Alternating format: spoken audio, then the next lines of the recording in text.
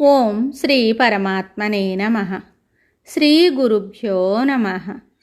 గురువాయుపురాధీశం విష్ణుం నారాయణం హరిం వాసుదేవం జగన్నాథం కృష్ణం వందే జగద్గురుం.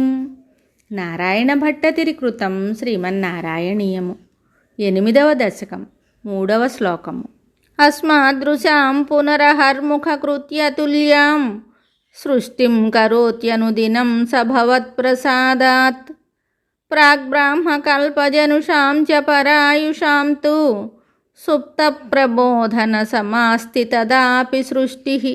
ఈ శ్లోకమునకు భావము: రాత్రి గడిచిన తరువాత నిద్రలేచి మేము నిత్యకృత్యములను ప్రారంభించినట్లు బ్రహ్మదేవుడు నైమిత్తిక ప్రళయం తరువాత మీ అనుగ్రహము వలన పునఃసృష్టి చేయుటకు ఆరంభించును.